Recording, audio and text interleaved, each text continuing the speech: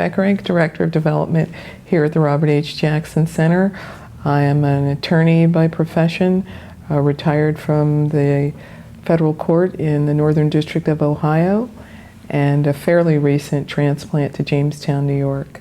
As Director of Development, it's my responsibility to provide vision and plans for the resources that support the work of the Jackson Center, whether that's grant writing or running the annual fund drive or the endowment campaign or any capital improvements that the center is undergoing.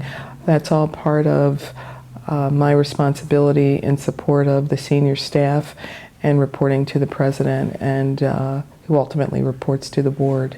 So those are just a snapshot of my responsibilities. They're the successes of the Jackson Center, I would say. I mean, we have been awarded grants for the capital campaign. $1.5 million was granted by the state of New York to allow the center to expand its footprint, not only as a resource for additional educational opportunities, but to provide a more climate-controlled environment for our speakers and our programs. In addition, we've received significant support from the Cummins Foundation to reinvigorate our Teacher Fellows program.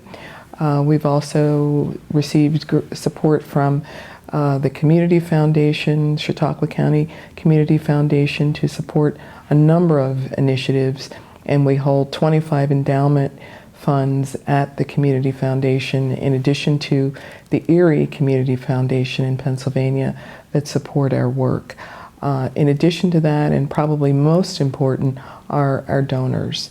We have a tremendous group of donors who really breathe life into the work of the Jackson Center.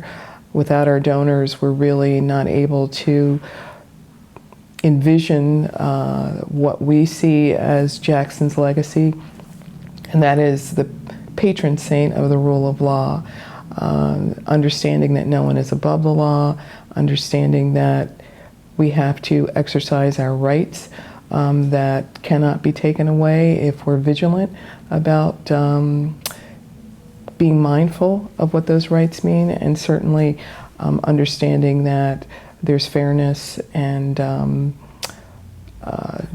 in terms of how we deal with others, and the expanding scope of our constitutional democracy. I think what the Jackson Center's future, under the leadership of our new president, Kristen McMahon, we're going to see the footprint of the Jackson Center expand beyond. Obviously, we have a local, national, and international appeal, but that will expand exponentially over the next 10 years. We have refocused our vision to respond to the issues that are current and that are on people's minds, and that they can support the work that we do in inspiring another generation of leaders, very similar to Robert H. Jackson. The work that the Robert H. Jackson Center is engaged in is work that affects the way we live, but for our supporters, we would not be able to really respect Jackson's legacy in a meaningful way. That is to provide programming for elementary, middle school, high school, college students, and adult learners who really understand that Jackson's story is our story. But for their support as volunteers, their support financially, their support as our audience, who challenge us to address the tough questions and continue to be involved in this amazing story we call democracy. So we thank them for their support, and I appreciate your questions. Thank you. Okay.